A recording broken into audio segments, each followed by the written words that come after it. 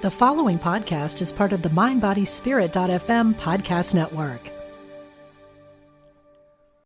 This episode is brought to you by Indeed. We're driven by the search for better, but when it comes to hiring, the best way to search for a candidate isn't to search at all. Don't search, match with Indeed. Use Indeed for scheduling, screening, and messaging so you can connect with candidates faster. Listeners of this show will get a $75 sponsored job credit to get your jobs more visibility at Indeed.com/MBO. Terms and conditions apply. This episode is brought to you by Amazon. Sometimes the most painful part of getting sick is the getting better part. Waiting on hold for an appointment, sitting in crowded waiting rooms, standing in line at the pharmacy, that's painful. Amazon One Medical and Amazon Pharmacy remove those painful parts of getting better with things like 24/7 virtual visits and prescriptions delivered to your door. Thanks to Amazon Pharmacy and Amazon One Medical, healthcare just got less painful. Wholeness means to me being in a state of joy. Wholeness means feeling complete, owning my authentic gifts. Wholeness is really connected. Everything is connected to everything. Wholeness is where we have access to all parts of ourselves. Such a pleasure to sit down with Katie Hendricks, or Kathlyn, the wife of Gay Hendricks. She is an amazing teacher. She has such amazing insight, and what a great compliment to Gay and Gay to her. They are such a great couple together, and one of those power couples in the world, teaching us how to be better in relationships and enjoy relationships. She's really passionate about her Foundations for Conscious Leadership, which we'll put in a link in the show notes, where you can see and hear more about our conversation. This initiative that we talk about, the Conscious Living and Loving Initiative, is so simple and yet so powerful. Here is my conversation with Katie Hendricks. Our first version of this was at least 15 years ago, maybe 20. So we've been looking at what allows us to experience ourselves with agency and to experience other people as partners, as in we're all in it together instead of we're every person for themselves.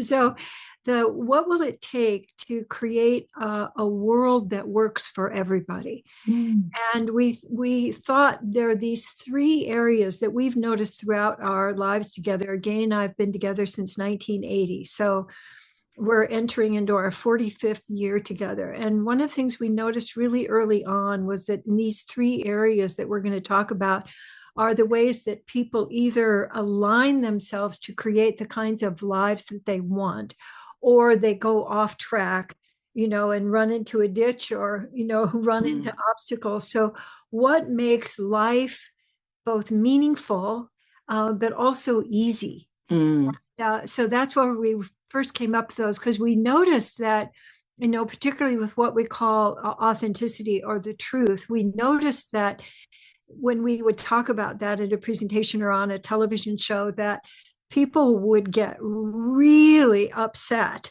about the implication that, they were not telling the truth, or that you should actually tell the truth to people. We actually had somebody in the audience say, stand up and say, I've lied to my husband every day for 29 years and it's preserved our relationship. I wouldn't tell him the truth because it would ruin the trust that we have. So there's this, kind of craziness that people believe that if I like you, I can't really tell you the truth because it would make me vulnerable, or you wouldn't like me, or, so we've been looking at these issues for a very long time. And we came up with these three ways that people can relate in the world that treats other people as equals, but also takes responsibility for creating the kind of world that we want.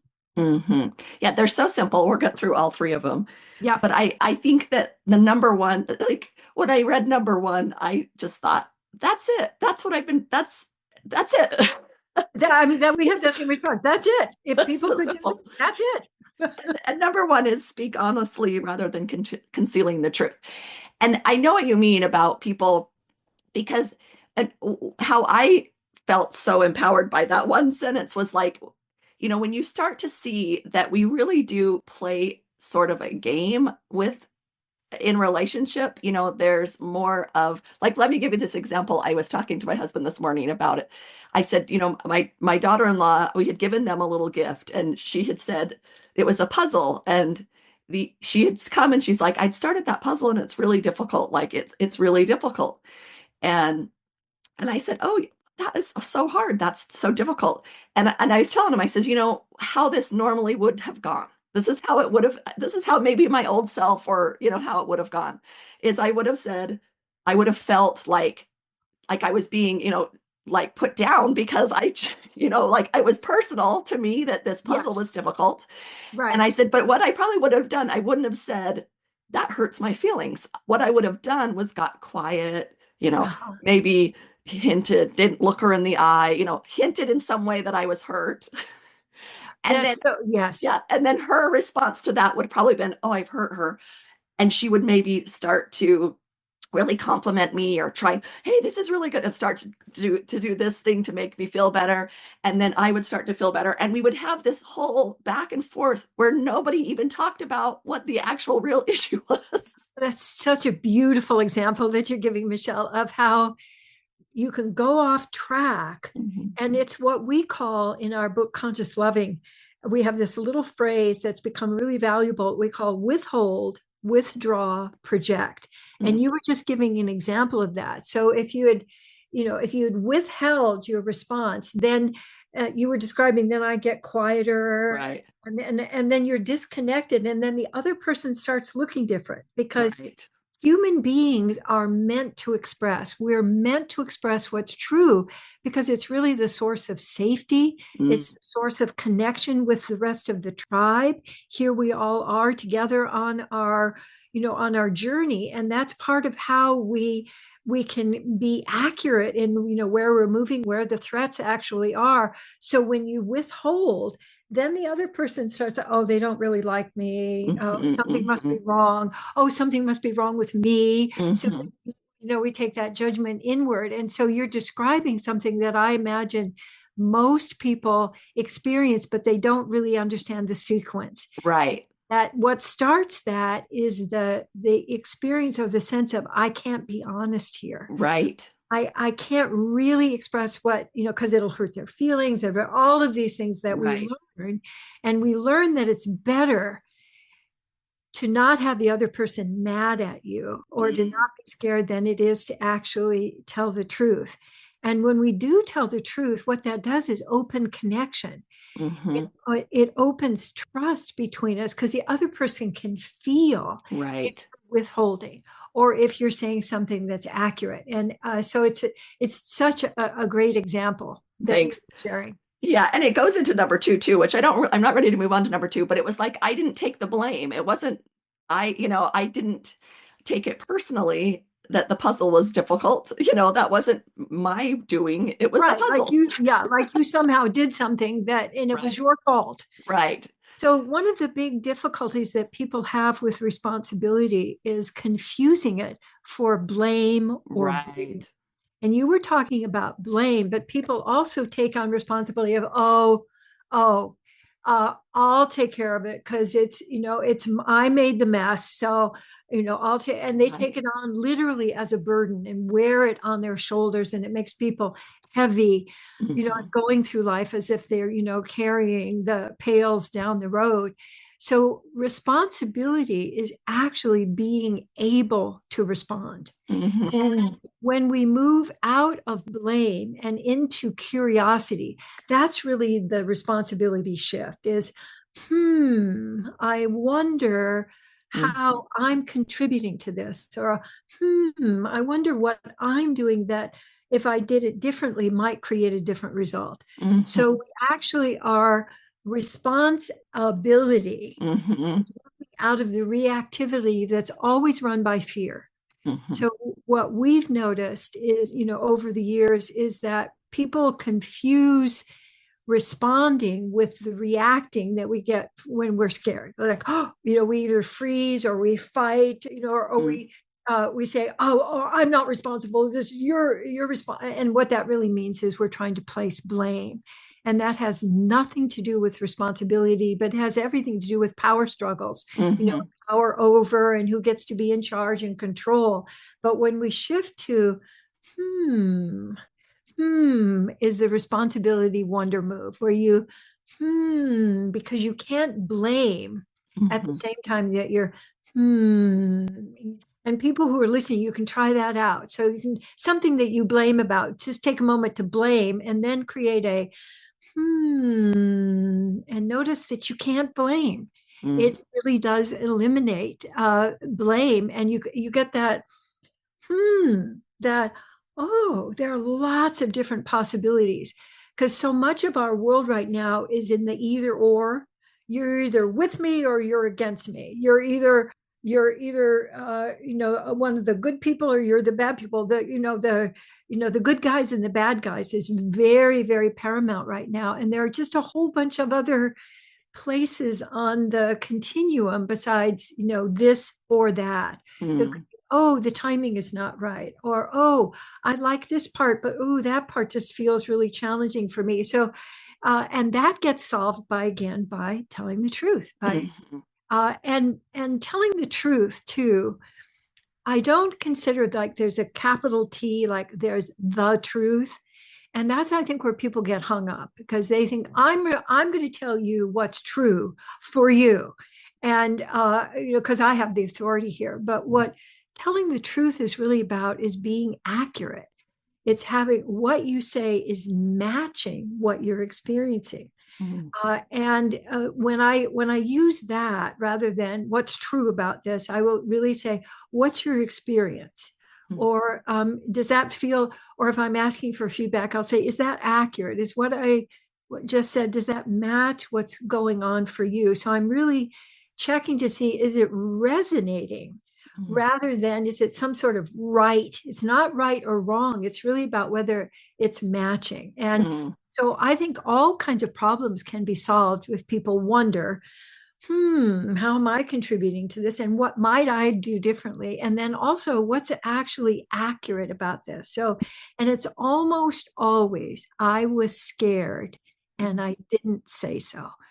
I felt scared. And so I got really fighty with you, instead I made it your fault, but actually I was scared. So I really recommend when anybody is stuck, in their lives, in their conversations or in their relationships, that they look at what am I scared about, and just go,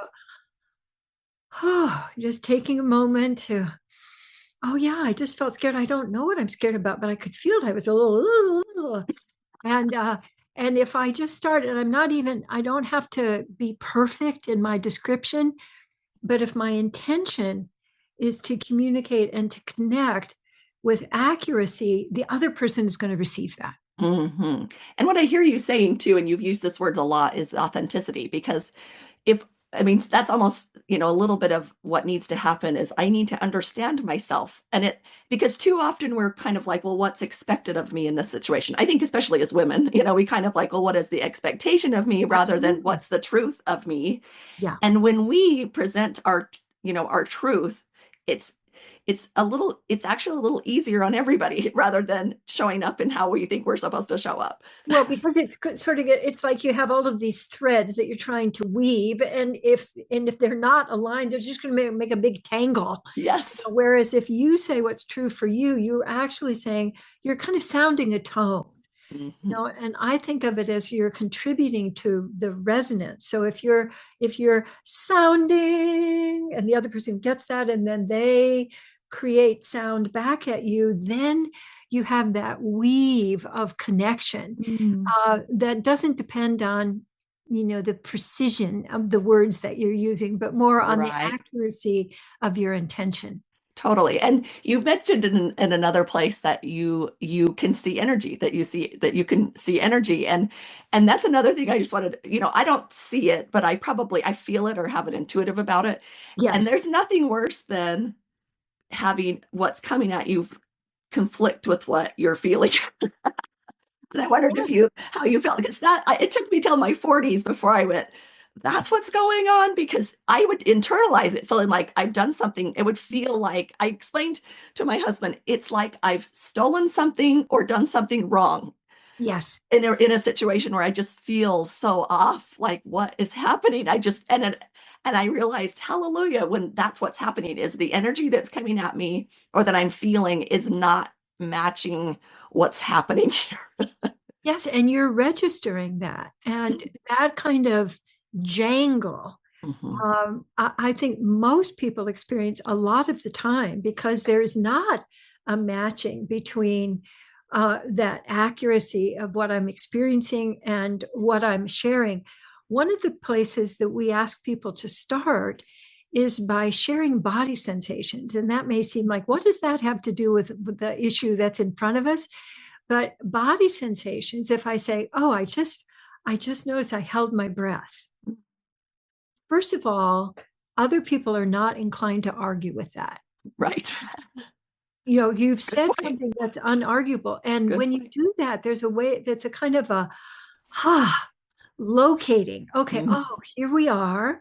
And there's an opening that can occur because I'm actually describing what's going on, and that opens an actual energetic flow. And so if I'm sharing that, and it doesn't even have to be in the words that match. I can kind of go blah, or whoo.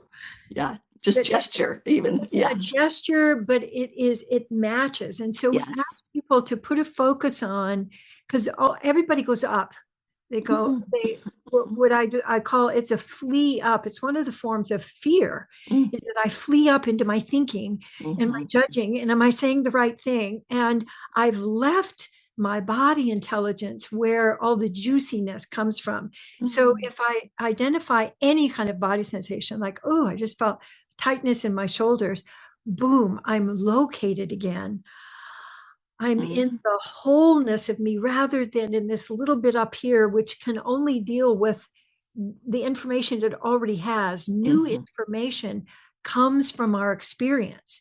And so if I'm open to that, I'm really opening the flow of aliveness rather than the trickle, that comes from our brain. You said, no, you didn't. Yes, I did. No, you didn't. And, sort of that most people think of as communication. Yeah. That left brain wants to calculate, it wants to categorize, it wants to solve.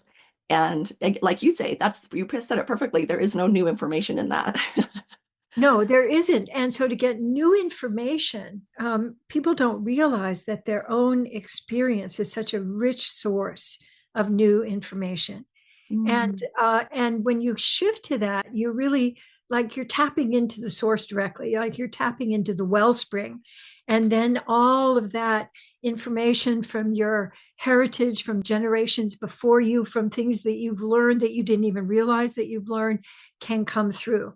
Like, for example, your intuition and your creativity. So these moves that we're talking about today really enhance your creativity and your intuition. They aren't just about getting along with people better. They're really about you being the fullest, best example of yourself. I like to think of everybody as a different instrument in the orchestra. And if you're playing your instrument fully, you're contributing to the orchestra, but you don't have to conduct, you don't have to go over and tell the flute player how to play or the drum player how to play. You're doing your part and contributing to the whole. Yeah. For my word for 2023 was harmony. And I kept it everywhere. And the reason why that was the word for me is because what it represented for me was, in order for there to be a harmony, I have to play my own note. It doesn't work if I just play the same note as everyone else. Then you get a Gregorian chant. You don't get harmony. You don't get harmony. So it's very interesting, Michelle, that we came to the same discovery years ago, where we realized, because when we first got together, we wanted to be able to speak in unity, and we did. We were able to finish each other's sentences. We really shared the same path. And then I realized, hey, if I want to create harmony, we have to have two voices, at least two voices, to have harmony. And so two whole people can create harmony. and create all kinds of different harmonies. And then the more people you relate to, the more possibilities for music you have. Yeah, that's beautiful. That's beautiful. Well, before we move on to number 2, I just wanted to kind of bring up some scenarios because I feel like, please. yeah, What a good idea. because people, you do think, well, I can't tell that person that, so I thought maybe we could come up together with some, some wording for people. How can we use this into everyday action? So let's say, one of the first things that comes up in relationship is, when you're upset and somebody says, "Are you okay?" And one of the first things your answer is, what's the answer? I'm fine. I'm fine. Fine. That's the answer. Right. And that's very accepted as like, you're almost supposed to say that. Yes. Right. But it's not always true. Most of the time, maybe there's much more than that. It's almost never true. Right. And one of our intentions, I'm going to be leading a year-long course starting in March called Cultivating New Stories for Humanity. And we're going to take a new topic every month and really find what is it that we can do to create more connection, more more of a sense of we're co-creating together. And the thing that we're going to be focusing on in one of the months is, what do you do? What do you say instead of how are you? Right. That, how are you is one of those, how are you? Fine. How are you? Fine.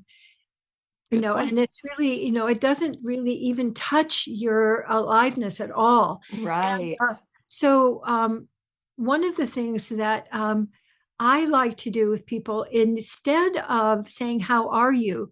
I say something about how their presence is affecting me.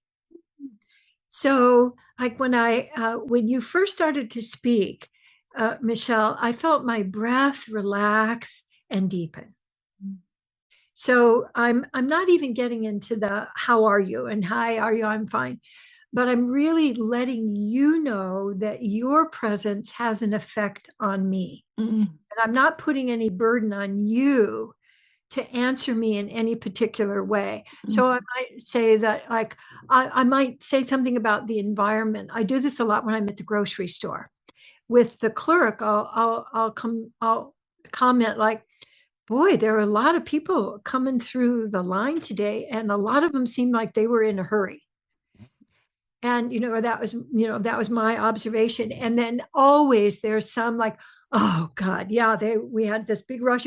So it gives us something real that we're relating to, rather than some, amorphous, it's really a trope that, that people use.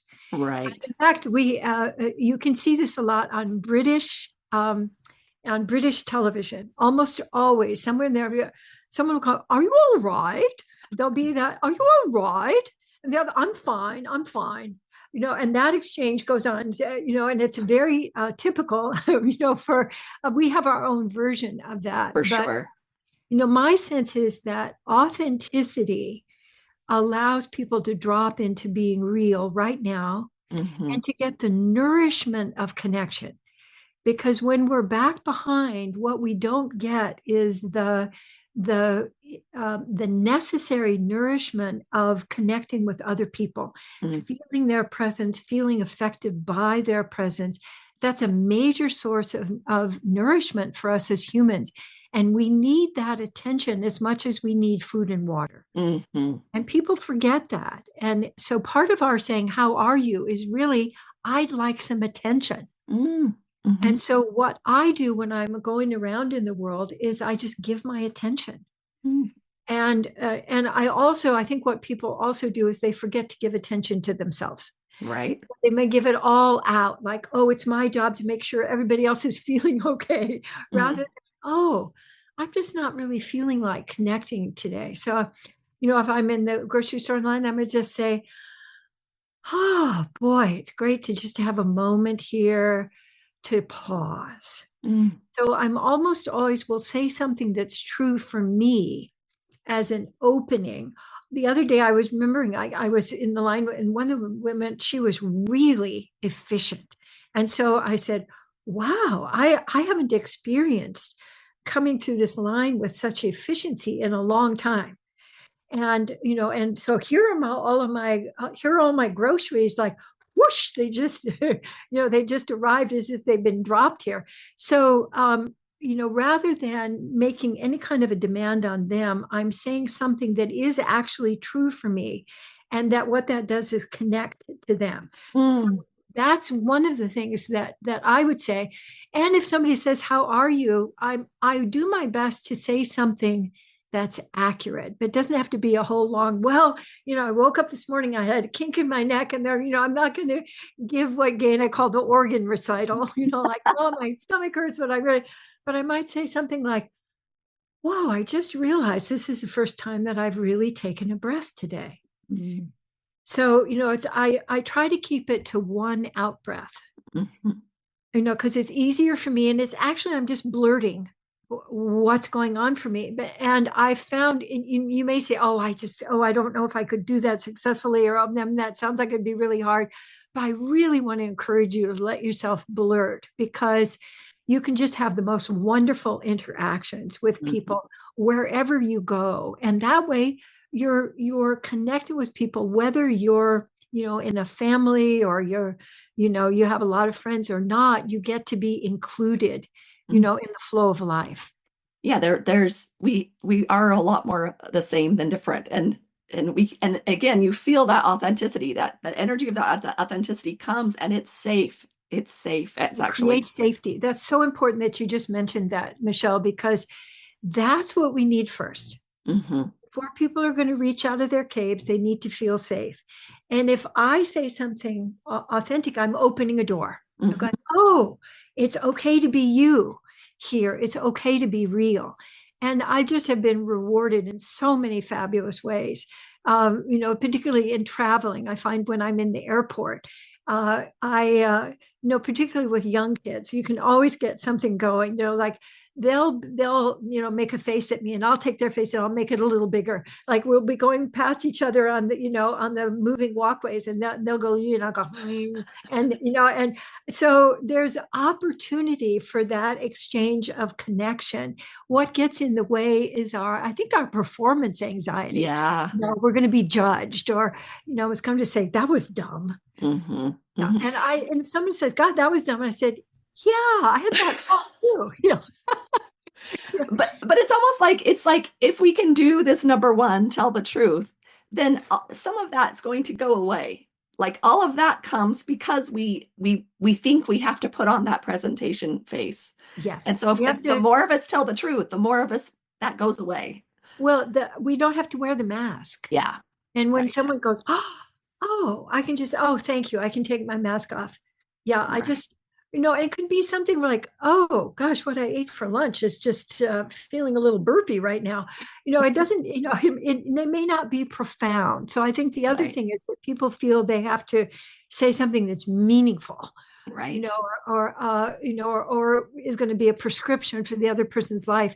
That doesn't matter. What matters is that authenticity, because it really is like the sun coming out, in a dark place, that it invites forward your own experimentation, because even for that moment, you're safe. And so you can expand a little bit, because fear contracts us. Most people are walking around in some form of fear all the time. And if you say something real, you have that chance to expand your aliveness, in that moment. Yeah. Yeah. Okay. So we've got the I'm fine. How are you? What about when you're like in a disagreement, or if in a relationship, someone says, are you okay? And they say, I'm fine, but they're really not fine. They're really not fine. Yeah. Yeah. So what I recommend that people do is to say, just a second, I'm checking. I want to notice what I'm actually experiencing, because a lot of people feel like they have to come up with an answer right away. So I like to give myself a break. I was like, and if I take a moment to appreciate, I'm appreciating the question. I'd like to just take a moment and check, because you're saying, how are you? And I haven't even technically taken a second to figure out, how am I? So if I give myself that moment, then I can take a breath, and I can say something like, well, that's not my experience. Mm. I'm not experiencing that. Mm. So it's different than I don't agree, or, I think you're wrong about that. It's really going, my experience is, I started to say something and then I noticed I felt scared. Or when I've interacted with so and so, we've really been able to create together. So I'm curious about what's happening that's blocking that for you. And so I'm moving more toward, I can have a different experience than you. I remember early in my relationship with Gay, we would run into this. We would be both experiencing the same situation, but we would have a different reaction to it. And Gay would say, he had to tell me this many times, like, I'm sharing my experience. This is my experience. I go, oh, I can have a different experience than you, and we can still be connected. So before, like in my family, if you didn't agree with what was going on, you basically had to go to your room. You'd get excluded. And so having the experience of, oh, I can love and appreciate you and have a different, I'm having a different reaction to you. Like, I didn't like it when he said that. I felt mad when he said that. And, and Gay might say, well, he has a good point. And I said, yeah, but I still feel mad. And so I can honor my experience without having to tangle myself up, and that can be received. And receiving what someone is saying, that's what we call listening. So for me, that really goes with number one, is not only speaking the truth, but I'm willing to hear the truth. Yes. I think that trips us up more than speaking the truth, is that someone says something to me and I didn't like it, or I have a reaction, I want to blast them, or I want to go, I want to, knock them over, rather than, oh, I just noticed I felt sad. Yeah.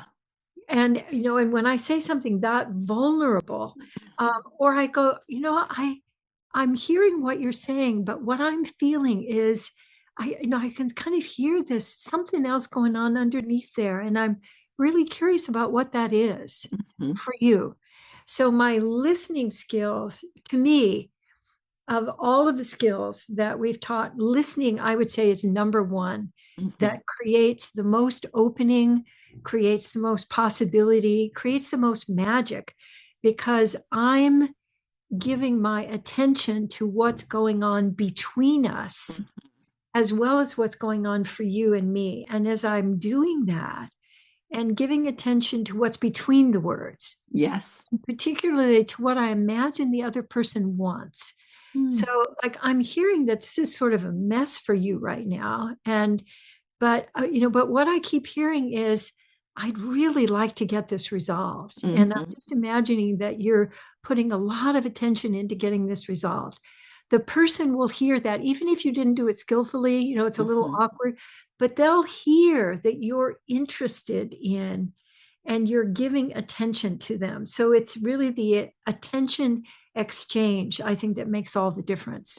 Totally. And I think it goes back to even what you were saying before about, which moves on, again, connects really close to number two, is that because someone feels something differently doesn't mean I take, taking responsibility doesn't mean blame. Like they can have that different opinion or that different experience. And, that doesn't mean we're not together or whatever, that I don't have to figure out who's at blame for this difference or right. Because then that goes to responsibility. People get confused with power. Yes. And if I'm responsible, that means I have the power. Yes. And I have the power over you. Right. So control you. And if I'm not controlling you, that means you're in charge. And that means I'm the one who has to follow you.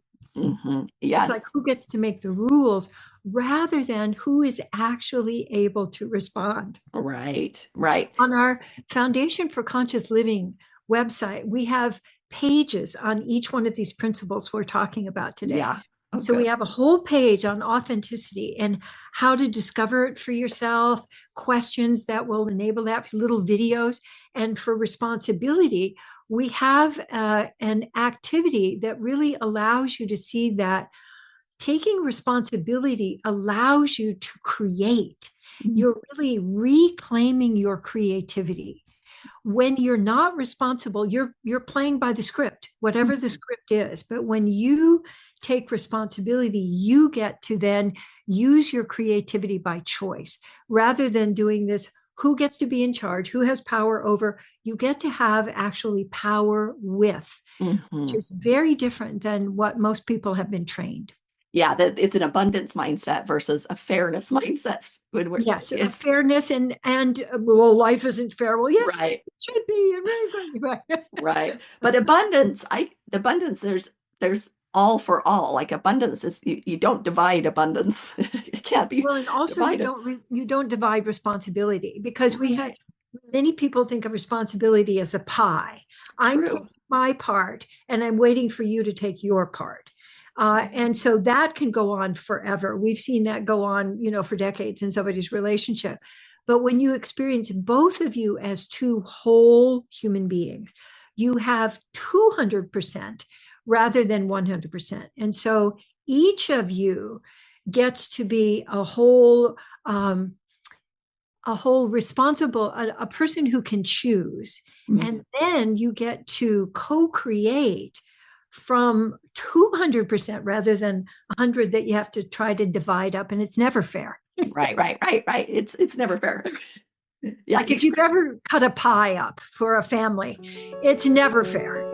Yeah, it doesn't work. It doesn't work that way.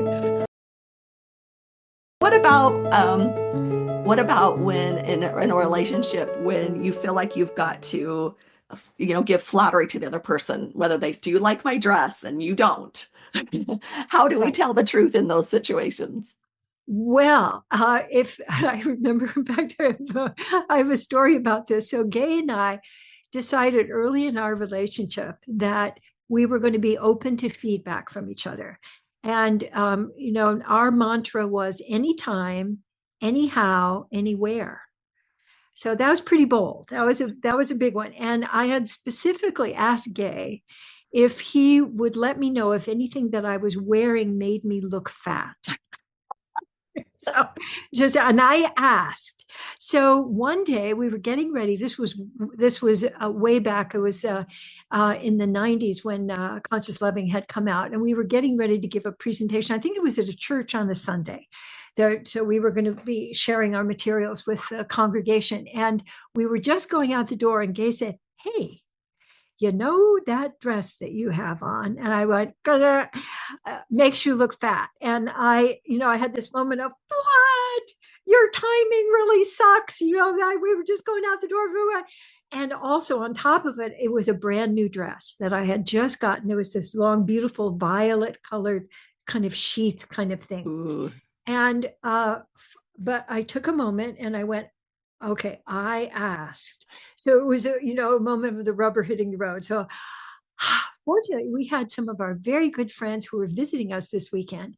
And the woman is about 3 or 4 inches taller than me. And so I said, I wonder, would you like to try this on? I have a feeling this would look really great on you. And so she did, and it did. And so I just went and did a quick change, and we went out the door.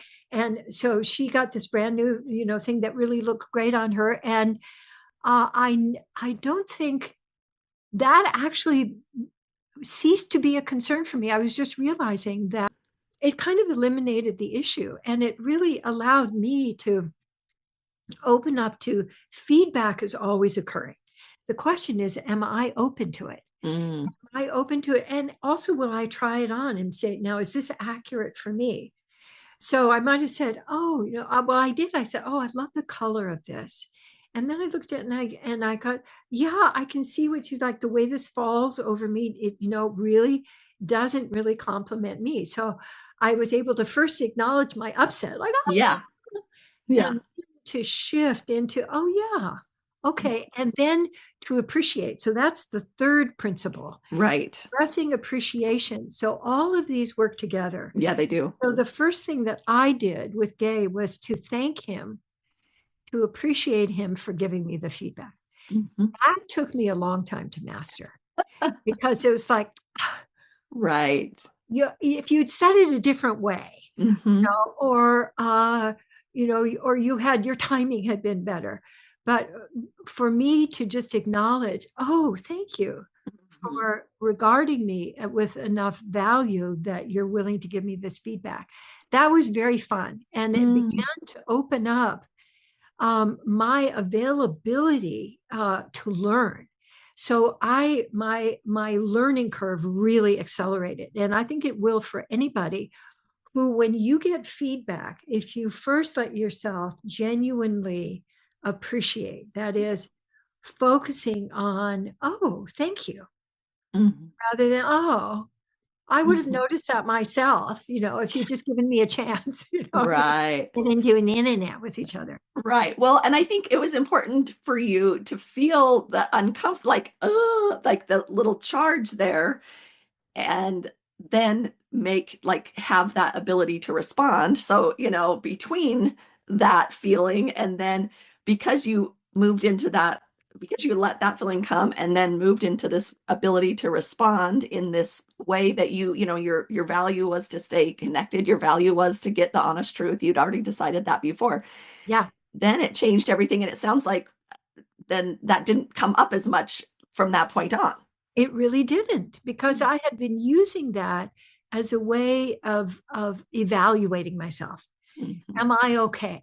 Right. Am I pretty enough? Am I smart enough? Am I, because Gay and I had some competition early in our relationship. Gay is a Stanford PhD. I have my doctorate from the Institute of Transpersonal Psychology. He was a licensed psychologist. I was a dance movement therapist. So I was putting myself in a little bit of a one down. And when I started really committing to learning and to appreciating the learning, that whole drama really just disappeared. Yeah. And I entered into a learning curve that has just continued over the years. And there's never really any ceiling to that. We can keep learning, what Carol Dwight calls a growth mindset. That can become our cornerstone for living life. And it makes life just abundant, as you were mentioning earlier, and abundant with new ideas and new possibilities and new ways of co-creating. But if you're not in the habit of appreciating, that can be something that, people think, well, they have to have earned that, they have to have, I really find that appreciating opens the door to deeper connection, to the ability to tell a deeper level of truth to each other, and to co-create from a place of responding rather than reacting. Yeah, I think if someone's feeling, in that feeling, and I get it, I get that feeling of wanting to, it's like, wait, you're not supposed to do this, or that kind of thing you just described. Then it's helpful to kind of question whether you feel like you are allowed to be all of who you are, Right. And it's a powerful moment when, I've said this to clients and before on the podcast, just, there isn't someone that can give you a certificate that tells you you're good enough, you've made it. That's only can be an inside job. And so when you get there, then it's so much that then, that's the work, kind of like in the big leap, it's getting through the, our limited beliefs, those, and then it's so much easier to hold appreciation, even for criticism, because there's this truthfulness of ourselves that we have held on to, this big self of us, or whatever we want to call it. Yeah, you're actually supporting and nourishing your essence. Yes. Your essence self, rather than your persona self, your learned self, to fit in. And the more that your authentic self grows, the more power you have to choose, to create, to generate your own path in the world, while not ignoring others, but also letting you really be the center of choosing. And being able to learn, and by learning, really having that wonder, it's kind of not, it's not about figuring it out. It's this wonderment about new things we don't know yet. And it's not uncomfortable anymore. Yes, we become more friendly with the unknown. And Right. I think that's actually our biggest task. I think so too. Aside from expanding our capacity to give and receive more love every day, which is, that's the big learning. Yeah. But as we're opening up to the magic of life, that really can continue lifelong rather than, I think before then, life is fear-based. Mm. And when you learn these things, then your life really becomes love-based in that you're able to turn toward what's happening.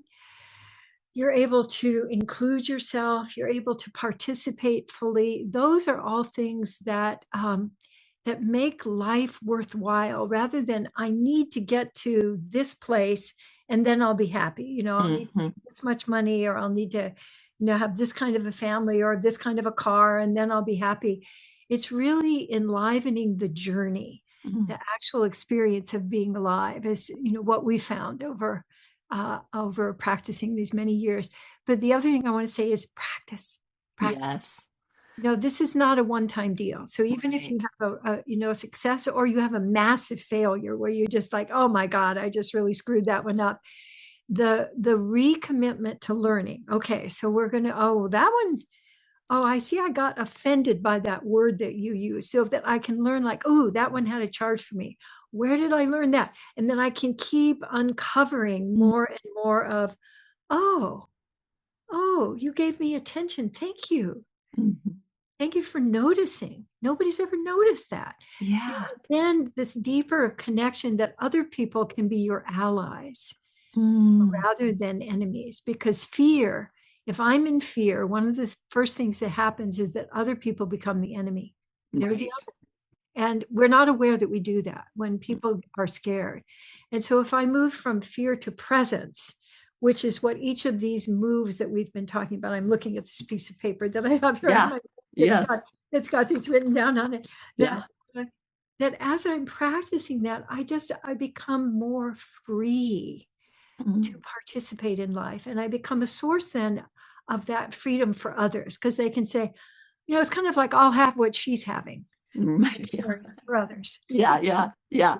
Okay, so this one kind of moves from number one into number two.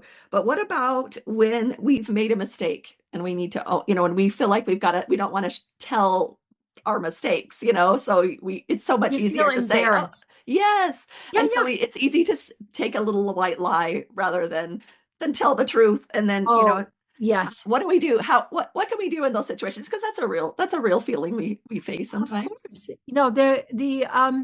What I have learned to do is to acknowledge it first with a sound like whoa or whoops or right. So I'm acknowledging oh boy, that didn't work. Right.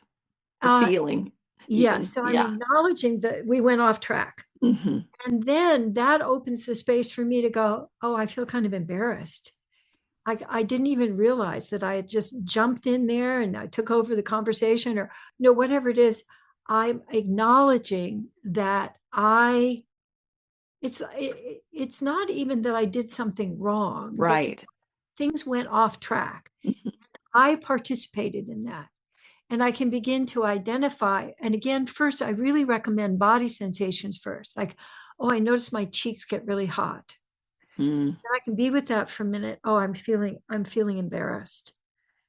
Now I feel sad. Oh God, that reminded me of when I, and then I'm sharing more of myself rather than using that as a way of putting myself down and then concealing and withdrawing from the situation. But I found, particularly the first couple of times, it takes courage to do that. Right. So I recommend that people practice with people love you. So you know what Gay calls the 3 to 5 people whose faces light up when you come in a room. Practice with them. Because this isn't something I would practice with a stranger at a convention. Right. Or at some kind of political meeting. Right. I practice with like, that one is really tough for me. When I see something that's unfair, I just have this automatic reaction. And oh boy, and I realized that was pretty strong. And so then people, because almost always when you've taken something off track, it goes back to something that you learned.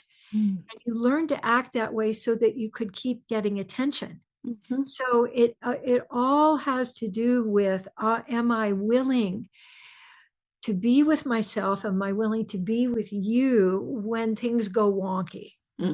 And anybody who's able to just say, in any kind of a way, whoa, whoa, we tipped over there. It was reminding me of many, many years ago in the show Laugh-In, which I grew up with.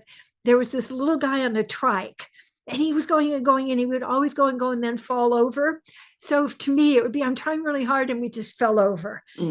So the more that I can be with that and acknowledge that and move out of blaming me to giving myself the same kind of conscious listening that I would give others, it lets people know that it's really your intention, and that what you do then is recommit.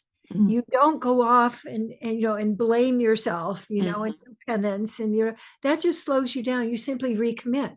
So I'm recommitting now to sharing with you as authentically as I can. And I'm definitely learning, boy, and this was a learning curve that I realized when it looks like you're the one who gets to be in charge, I get huffy, so, and then, that kind of vulnerability is so disarming. I've never found anybody, go, well, I'm glad that you realize that you really messed up. Right. Yeah. Right. And now I'm leaving. So, but our brains tell us that's going to happen for reals. But what you're saying too is really a good emphasis on a different kind of using the word responsibility, because I think people say, like, it's my bad, I did it, I'm taking responsibility, which, I mean, again, it's not, isn't. Yeah, that's not what we're talking about necessarily. No, it isn't. When my bad really means, I didn't follow the script. So that's right. It may not have to do with anything bad that you did at all. It's just that you didn't follow the script. Like, how are you? Fine. Right. How are the kids? Oh, they're great. Yes. No. Yes, you're right. You are so right. Yes. And this vulnerability and authenticity really, it touches and it opens up realness. And people really prefer realness. Yes. There might be a little kerfuffle at first, like, oh my God, you can say that? Right. You can say that in public? Oh, right. So, the more that I'm able to share authenticity, it is an invitation to others. It's like, I'm a safe space to be. Yes. And that's why I love this initiative, and it came out at just the right time, because I really feel like we're in the space where we've got to kind of peel back some things and get to the real stuff. I appreciated that that the real could come down to 3 simple things. That was really reassuring. And it really does. It really actually does, because we've been using this and practicing it for many years now.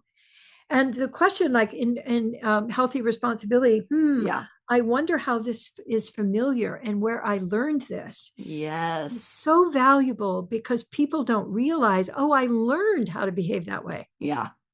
I learned how to react that way. It's not something I was born with. And right. So I learned that I can learn something different. I can learn how to consider a different point of view.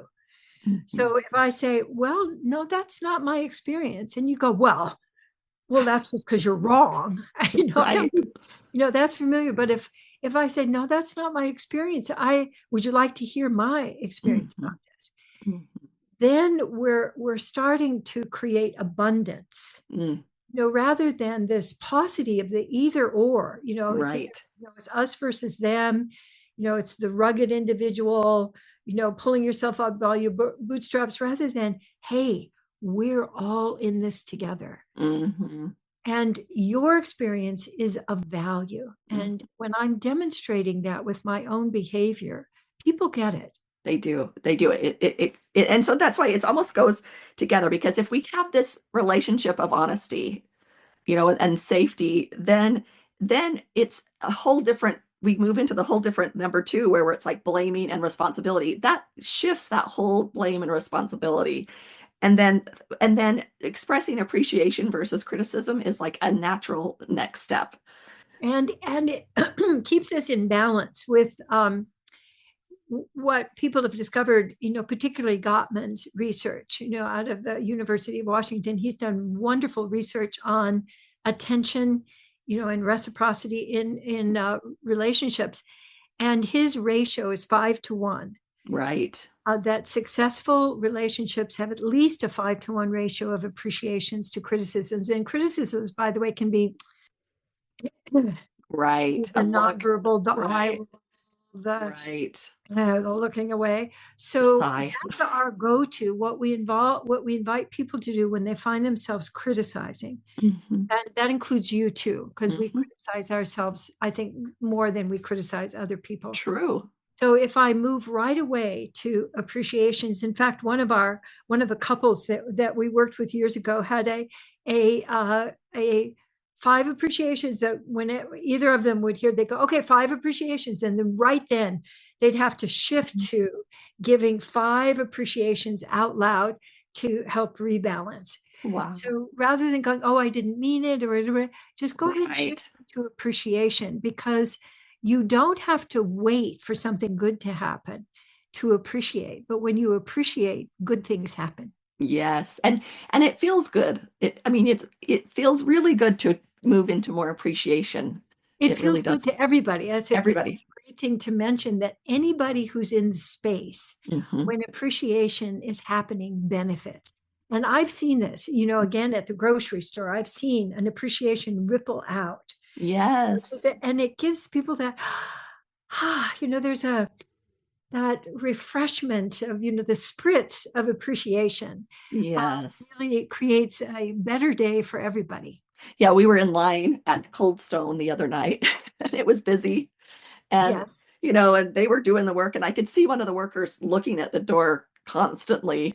And so when it was our turn, I said, when do you close? Because I thought, I wonder if he's, anxious to go. And there was another hour or 2 left, and I said, well, it's a long night. I said, do your muscles get sore? Like, I asked, how are you, like, is this hard? Are you worn out, kind of a thing? And he just, he was like, well, I think mostly my wrist. And he really did answer my question. It was really, he really did answer my question. But well, he got authentic with you. You asked an authentic yes. question. You also shared what you were imagining, which mm-hmm. was also the authenticity, but you were also appreciating him. So yes. Really all of those. Yeah. And I told him, I said, just so you know, we really appreciate you, and it was just like, and, and I don't mean to say that to build myself, but it was just, it needed in the room. Thank you. It needed to happen in that space, where, everybody's focused on their own thing. And there's these two young gentlemen working really hard on our behalf. And we appreciate you. And the lightness that he kind of felt. And that was what I wanted. I wanted to leave him with enough energy for the next hour and a half, because that was a lot, that was a lot. And you noticed. Yeah. Which most people don't. And then most people don't say anything, about what they're noticing. What I've also begun to add to the appreciating is appreciating a particular quality, like, because then that really personalizes it to them, like appreciating efficiency. Or appreciating how you got that last little bit out of the container. That was amazing how you did that. Or, how you were able to notice what was going on and not knock things over. So the painting, and even with broader strokes, just deepens then the experience. Yes. But what I want to really notice and appreciate in you is that your intention got communicated successfely. Yeah. And when you left, did you feel an expansion of your own appreciation? For sure. Yeah. And because of some of the work I've done, I knew there was enough, it wasn't going to take from me to give. There was nothing that I was going to be depleted in to give. And I know, at least for my old self, I might have thought that, it might have thought Right. that. And nobody's appreciated me today. No. Right. So what I found too is that these moves do something I call filling your reservoir. Mm. So they really, we They really do. do need to fill our own reservoir to be able to contribute to others without sacrificing. Mm-hmm. And I found that each one of these moves adds to my own aliveness, adds to my own vibrance and my own creativity. And I can experience that. I can feel that. Yeah, that feels right. Extra. It's not like I'm sacrificing anything. Right. I don't want anybody doing that for me. I don't want anybody. Oh, you go ahead and take it. I don't really need it. Like we're in the line, and then there's the last donut, and you go, oh no, you take it. Oh no, you take it. Right. Right. We go into this kind of game, and it's fake. It's just not authentic at all. It's just not authentic. And we think that here's the when you talk about ultra processed food now, that you're not getting any nourishment from it. You're not getting any nourishment from those kinds of rituals, but you do get genuine nourishment from what you were describing. Yes, your curiosity, you're being with him, you're being over in his experience for a moment, and you're reflecting through your listening that you heard him. You were filling his reservoir and yours. So it's again, it's a great example.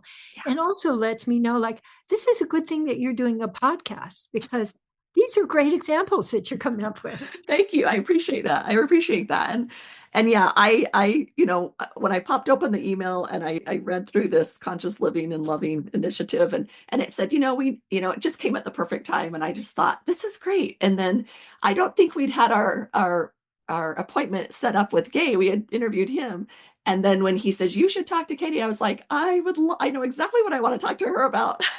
Well, I'm so delighted. I'm just delighted that worked out. Yeah, that's great. But we always ask our interviews, like, tell us about, so we're the Wholeness Network. Tell me about the idea of wholeness and what that means to you and what that brings up for you, or how do you think about that concept?